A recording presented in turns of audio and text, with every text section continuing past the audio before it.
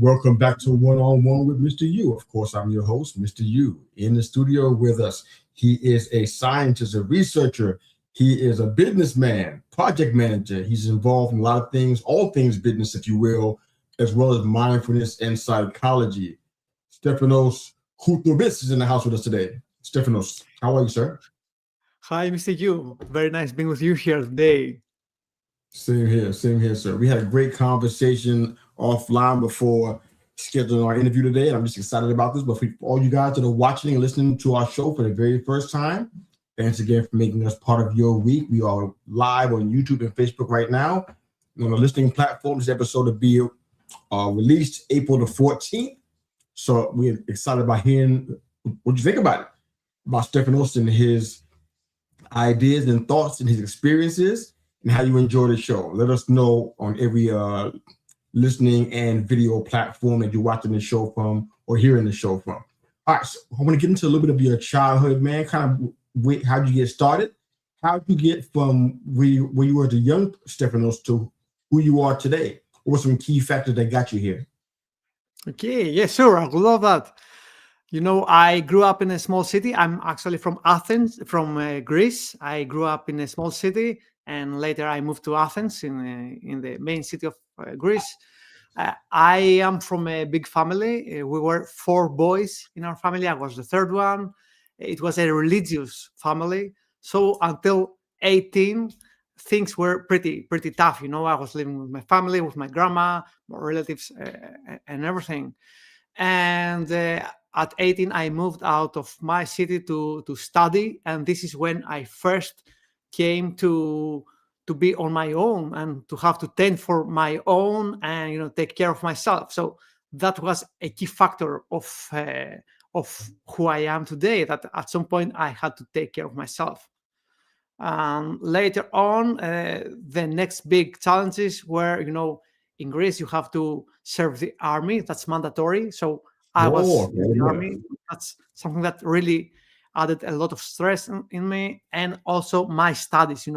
I was studying physics. I did a Ph.D. in physics in plastic materials. So that also was a big stressor and a big growth factor. Studying a lot, traveling a lot to disseminate your science. So yeah, more or less, this is not how I got here today, but some key details about me. Okay, no, that's awesome. I'm intrigued by a few of those things. I want to move on, but you created some questions for me. So you were saying you're from a deeply religious family, which I think I get that. Most Greek families that I've seen, they especially back home in New York, a lot of Greek families in our old neighborhood, and they were very, very religious. What does it look like now that you've actually left the under the confines of your from your family's roof? How do you feel about what you were learning all that time? Do you still feel close to it, or do you feel like you've kind of taken a different direction, moving out of your family home? This changes over the years. So if you would ask me 10 years ago, I was in a totally different direction. I felt very far away from home, physically and mentally. Nowadays, I'm engaged. I'm trying a bit to move back to my home because the quality of life is much better. It's a village. The foods are better. The life itself, there is no traffic, for example. So now I'm starting to understand why people live there and why they enjoy it. And I might move back one day. But over the years, as I grew, I understand that I outgrew many of the ways of thinking and the ways of doing of my family, actually. So I had to move out of this to grow as a person, actually. No, that makes a lot of sense. How far away from you are you now? Where are you now? Where are you located now? I'm in Athens. Actually, it's not that far away. It's a couple of still hours in Greece, drive but now. okay. Still in Greece, yeah. Okay. So you mentioned something about the army. That's so intriguing me because I've been on Earth for a while. I've never heard anything about the Greek army. I've never heard a thing about it. Why is it so not discussed so much? Why do we never hear about it? Do you know why? I'm not sure, more or less every male in Greece, they have to serve the army, and it's something you do Wow. for 9 months to 1 year, and for some people it can be an enjoyable experience because you get out of home and you are trying new stuff for the first time. Actually, lots of men in Greece, they make great friendships in the army, because you are there with someone. It's an inconvenient environment. You're struggling a lot, so you tend to bond better with people when you are in such circumstances. Um, so for the people who haven't traveled much, I would say it's an important aspect in their lives. So maybe the people that you meet who are Greeks, they haven't done this, they haven't gone through that phase, or it wasn't something worth mentioning in their life. Maybe they've done more magnificent things in our lives. But for me, it was quite an experience. I was serving in the special forces of Greece. It Wow. wasn't Right. like I was going to Iraq. We were just in the borders, but it was cruel. A lot of lack of sleep, a lot of playing around with guns. Yeah, and I was a photographer at that point for the army, so I got into some boats that carried helicopters. I was in some expeditions with boats, etc. That was pretty awesome from my part. Wow. Wow. And how are things with the family now? Are you still like close to the family? Do you still talk? Are they supportive of the work that you're doing now? You know, my parents, my father, my mother, they have a trouble understanding what my kind of generation problems are. So, I haven't Mm. gotten married yet, for example. And this is strange to them because they got married when they were 22 or 23, something like that. So there is this age difference and difference in mindset. So I wouldn't say that we're close that much, and it's something that I don't like. But I don't have I can't reach them with my thoughts, and they can't reach me with their thoughts. So there's this discrepancy which I wouldn't like to have with my sons, for example, in the future. Yeah, I understand that. So I guess you gotta be you searching for a wife now, so you can make maybe the bigger home. Oh, I see what's going on. Okay, there's so many things that we talked about that I really enjoyed. I really want to come back to that because the subjects that you discussed that you specialize in are the things that we talk about the most on our brand of podcasts, and I just get so much enjoyment from talking about it. So I want to get to that. I want to ask you about the science and researching part of who you are. So it's a kind of a two-part question. One, are you still using science and research today? Second part of my question is, why do you think you went into that field? Because it's usually a certain kind of personality type or something that we experienced as we were younger, and it made us want to be not just inquisitive, but really dig and find and understand the deep things that you would discover through science and research. And so, are you still using science and researching today? And what made you go into that field? Do you believe? Go ahead. Okay, yeah. So I'll answer in the wrong order. I went into physics Yeah. at that point because I really, really enjoyed learning about things, about how the world is working. Actually, I had, and I still have these big questions: why the universe is like this, or why atoms are like this. And as a child, even I was always watching documentaries. I was always learning things.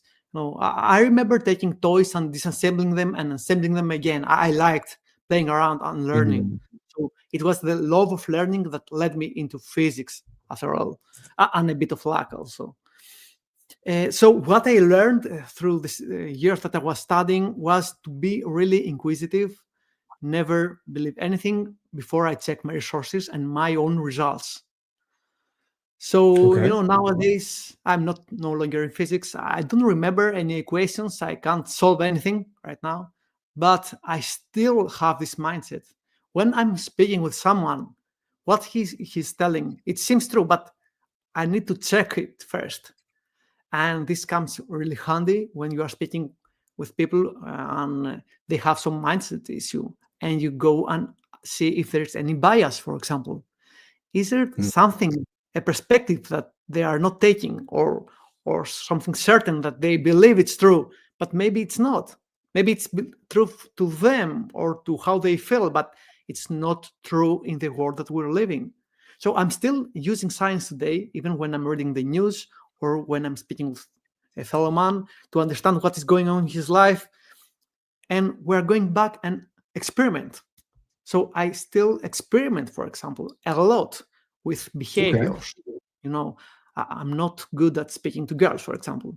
See, how do I know it? I have to experiment, and I have to have some results and speak from results, not from how I felt. I'm not good at networking. No, I'm not good at networking. And it's true for me because I can't speak to people I don't know. But here I am with you today and we're speaking. So is it true that I'm not good? Okay. Well, so you're saying you're not good at networking? I feel like you're a little bit better than you might think you are. For you to do this and for us to connect and for you to be a part of our podcast community, I feel like that's a huge step. The people that say that they're not good at networking and they're resistant to the idea, they're completely isolated. They don't do what you're doing right now. So this is really good. Yeah. We'll talk about that one offline. How about that? We'll talk about that one after the show. There's more meat on that bone for sure. I want to talk to you about the juicy parts. This is the part I want to take all the way to the end of our show today. You do a lot of work with men, and I do as well. You're a men's coach. I guess theoretically, I'm one too. I guess you do a lot of coaching in that space. So let's talk about the coaching first, then we'll get more into the men's work because I know there's a lot of men that listen to our show either live or on a replay, and they get a lot of value out of talking about this. We have a men's roundtable series podcast. I think I discussed that with you every Thursday evening at 7 p.m. Eastern Standard Time. We talk about, it's a safe space for men to talk about men stuff that men deal with. So it's been very, very popular. It's growing, and it's definitely a relevant topic for men. As it pertains to the coaching, you're talking about being a mindful life coach. Tell us what that means. Somebody who's watching this and may desire to connect with you. What does it mean to be a mindful life coach? What's that look like? Mm-hmm. You know, part of my upbringing was, thinking a lot and having discussions and trying to convince people through talking. And at some point, I realized that okay, this is not working. No, you can't convince anyone about anything because everyone is having their own thoughts. But you can have people experience life, experience things, and then they will get their own answers. So for me, a big part of helping others is putting them in front of new experiences that will help them grow and come up with their own solutions. For example, like I was saying, put up a person that's no good at speaking to girls or networking and have him do it. And then he will feel it. It will be an embodied experience. And this stays with you for life. So this is what is the mindful life. Being in the moment, being in the zone, and growing like that. Not reading a book or watching a documentary or having someone, a mentor or a coach or whoever, tell you things. Because they do work, but not to that extent that we think they work. And I always think back to the sage or to the to the master of martial arts that he has been doing, the wax on, wax off thing for the whole of their lives. And this is how they learned martial arts. They didn't read the book, but they were doing the same and the same again until they became masters of it. So this is how I want to approach life for me and for my friends and for my clients, as masters of life, as people who are living every day and learning from that. I love it. Who's your ideal client as a coach? Who's your ideal client?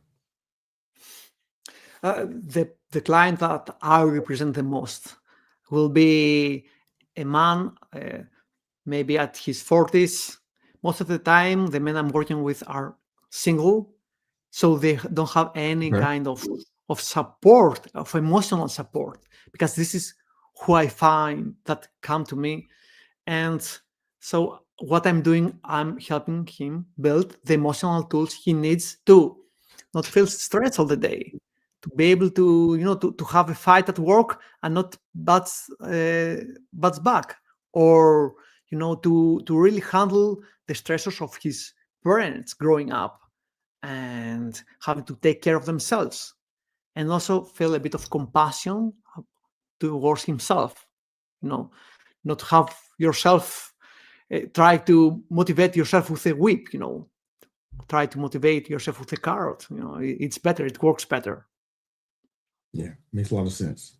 So you're dealing with men around in their 40s, single, no emotional support, like you were saying. What are you seeing that are really common struggles for them that they don't really talk about much, but you're starting to notice about men in this place? What are you seeing? The first part is loneliness. 1 in 7 Hmm. men don't have any friends at all. No one close to that they can speak Wow. to. So this is an epidemic actually, and this is data. It's not just me. The second part is that they don't know any boundaries, and not having boundaries can mean two things: being too rigid and saying no to anyone, so no one can get close to you. This is a problem. And then again, being a people pleaser and saying yes to everything, so you don't get any time for yourself. And another big part is depression.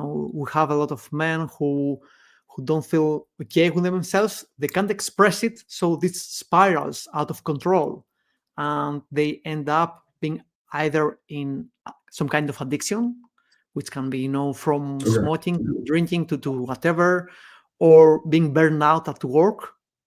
This is a form of depression as well, to feeling totally sit with themselves, to not having any confidence to face their issues.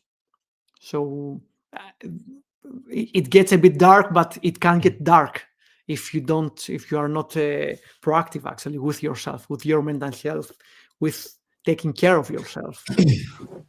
Definitely. I want to get into your men's work. To have a quick question first, because we were talking about networking a little earlier, and I would talk to you afterwards. I want to ask you a question here right now. One of the things that we try to do through our coaching practice is to make networking authentic, not the cookie cutter stuff that you're seeing out there now, but make it authentic so people can grow themselves and grow in community as well, and grow the work that you're doing, whether it be a business, whatever it is. It's a big reason why we do that. For you, for yourself, as somebody who doesn't believe that he's good at networking, name 3 things that would help you in being better in that space, being more open in that space. What are 3 things that if they were presented to you now, it would help you be better at networking and feel more comfortable growing into that? What are 3 things you can name right now? On top of my mind, Mhm. first of all, will be confidence that I can show up as myself and that I don't need any kind of trick or hack to network. So on top of my mind, this will be one. Okay. The second one will be some kind of guidance or information. It means that, okay, how do we do that? I don't know, because maybe I haven't done it before, or maybe I've done it, but I haven't reflected so much on that. So how do we do that? So I can go and do more of that. Kind of like clear instructions, Yeah, like that. That's what you mean? Okay. yeah, yeah, yeah. I like it. What's your third one? And I don't know, the third one, everything is better with a friend. So maybe that will be That's helpful. good. That's really good. I like that. That's really good. I like that. Okay. So let's get into the men's work. I'm excited about this. We're gonna roll this into throughout the end of the broadcast today. We're gonna talk about men for the rest of this time. There's a thought that men have low emotional IQs. What's your thoughts on that? Yeah, well, I wouldn't put my finger on that. There are different parts of IQ. Some of them are about understanding others and understanding social patterns. So we know that women are emotional intelligent because they can get feelings and they form friendships very easily. And this is, for example, why gossip is a thing, because it helps us Mm. understand how patterns on how other people are interacting. We are getting to know them through discussing. So that's a part that, okay, maybe women are a bit better, but there's another part of emotional intelligence which is about self-insight and self-motivation. So, I think that more or less no one is good, at least from a young age, with self-insight. Everyone is searching to understand more about themselves. But men are pretty self-motivated, and they are so they can motivate themselves to do things, and they tend to be not everyone, but some of the men tend to be good leaders as well, so they can motivate others very well. So there are some factors in emotional intelligence that are men's strong points, and some other factors that are women's strong points. But if you move on a high level of leadership, for example, and you go to CEOs or politicians, and you are trying to compare men over women, you won't find much of a difference. You will find a whole human being, actually, someone who has developed. So I'm mentioning this to say that it's trainable. As a man, you can train your self-insight, you can train how you empathize with others, and you can train how you connect with other people. So even if you are lacking something because of biology or of nurture or whatever, you can still, over the years, practice it and grow it and learn it. And it's such a useful tool, because we know that every decision is an emotional based decision.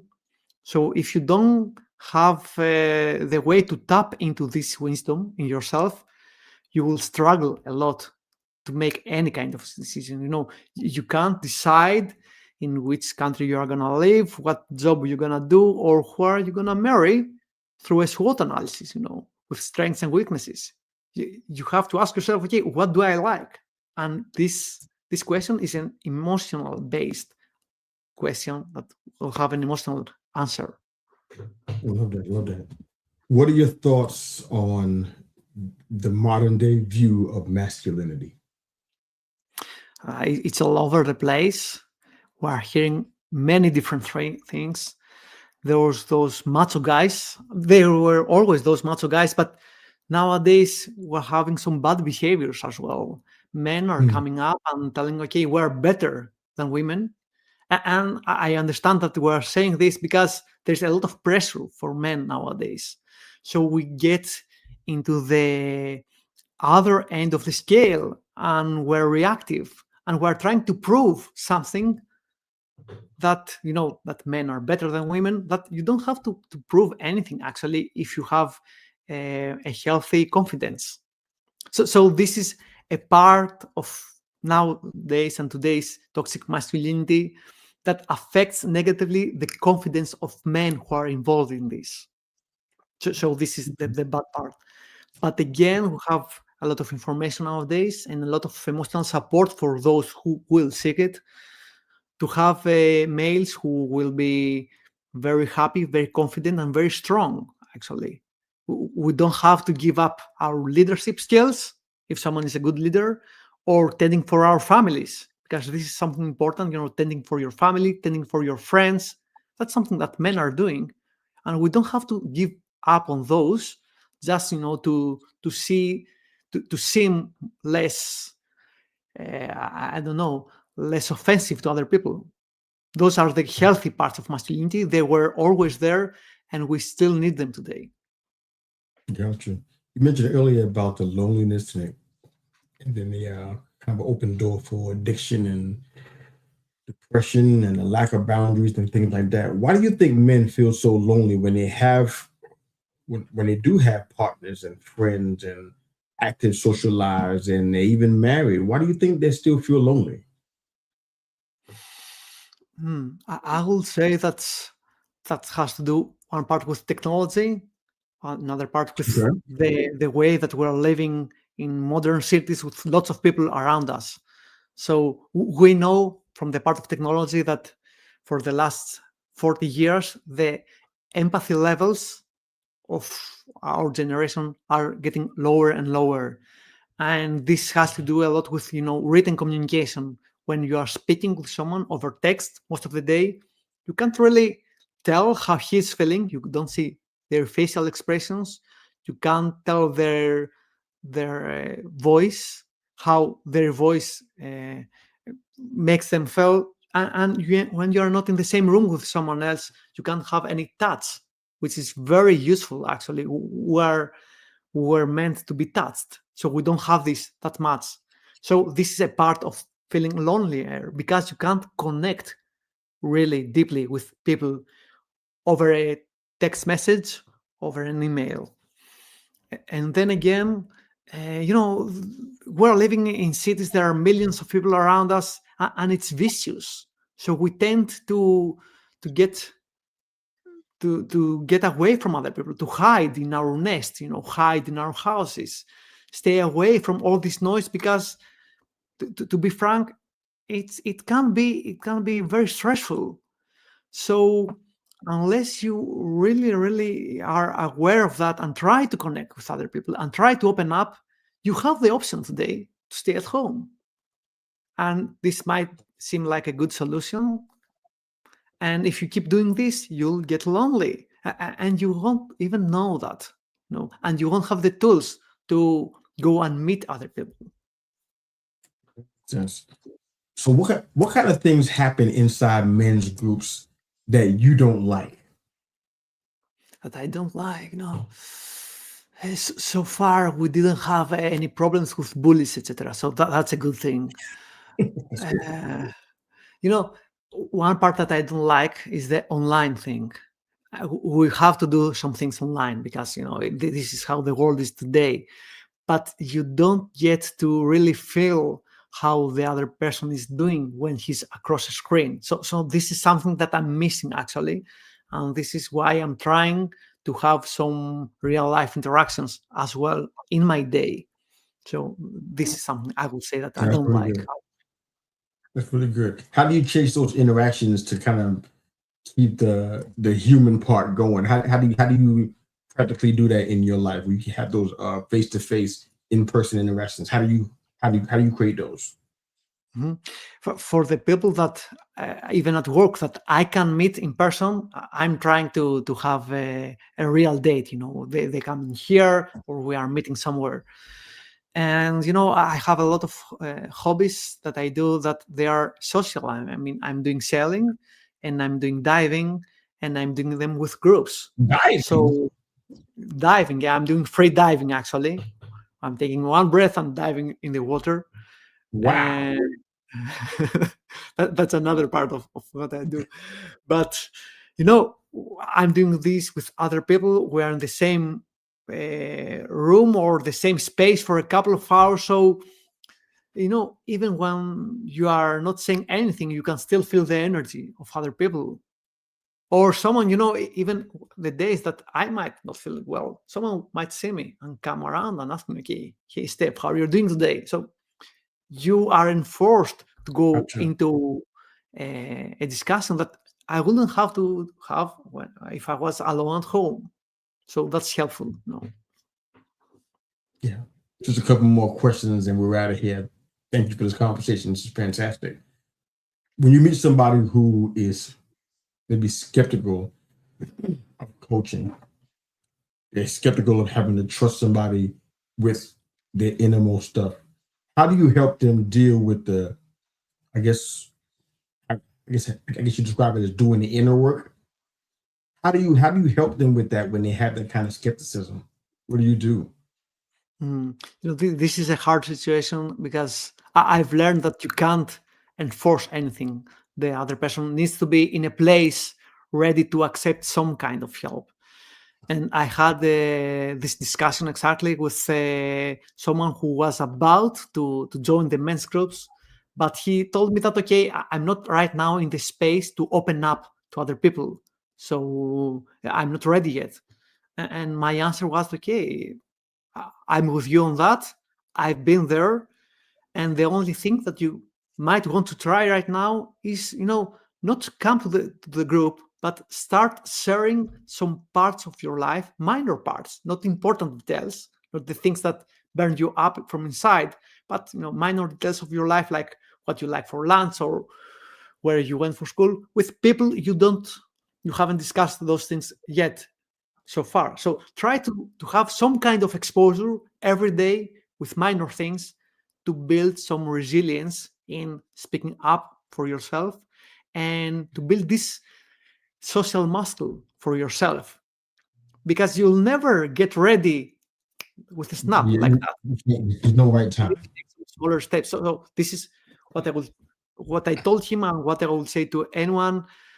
But this has, the other person needs to be in some kind of struggle and pain ready to hear to this advice, because most of us, we are good at taking the pain and we're not taking any advice. Love it. Fantastic stuff from you, brother. Thank you for being here and sharing some of your life. I loved hearing about the men's coaching. It gets me excited because we need that stuff so much, and you're doing it across the world, man. So definitely proud of you, man. Definitely want to stay in contact with you and support you and help support each other, because I believe that we're doing something important for us men. There's a bad perception of us in the world and through the media and stuff, but there's so many men that are husbands, fathers, the brothers and sons that really care about being the best man that they can be. And the kind of work that we're talking about doing is a big part of that. So I definitely want us supporting each other and definitely want us to stay encouraging each other. It's really important. Final question I want to ask you, then I get you out of here, back to the rest of your day. Hands down, favorite Greek food. Moussaka. So we pick one. Only one. It's moussaka, Okay. It's moussaka. It's I've heard of it. Very, very good, man. It has, this umami taste, that seventh taste that we didn't know about some years ago. It's umami, and it has this kind of taste. Yeah. How often do you get a chance to have that? Maybe once per month, because it's once too per fast. month. You can't dive eating that stuff, huh? So who makes it for you? My girlfriend is making very good moussaka, and my brother also he's working as a cook, so he's also preparing a very good dish. I mean, there's a lot going on in that moussaka. I'm a former chef. Did I make that? Think about if I made it in culinary school. I know generally it has eggplant in it, ground beef, garlic, eggs, butter, tomatoes, so a lot going on. So I can tell that maybe it's a little bit too fat then, but it's a really beautiful dish. But thanks for jumping in here, brother. Good to have you here, man. This is you do a lot of things, men's coach, life coaching. I mean, you're still in the science and research game. Stefanos Koutsoumpis. Here with us today. Thank you for your time here for joining our show, man. Appreciate you so much. Thank you very much. If you guys are watching, listening for the very first time, thanks again for making us part of your week. We are live on YouTube and Facebook right now. So if you drop any comments in there, I believe that between Stefanos and myself, we'll catch those comments, answer any questions you may have that you didn't get a chance to answer on the show today live. And we'll have this episode up on all of our listening platforms on April the 14th, promptly, about 8 in the morning on April the 14th. Thanks again for watching and listening to One-on-One with Mr. U. That's Stefanos. I'm Mr. U. We're out here. Have a great day. Thank you so much.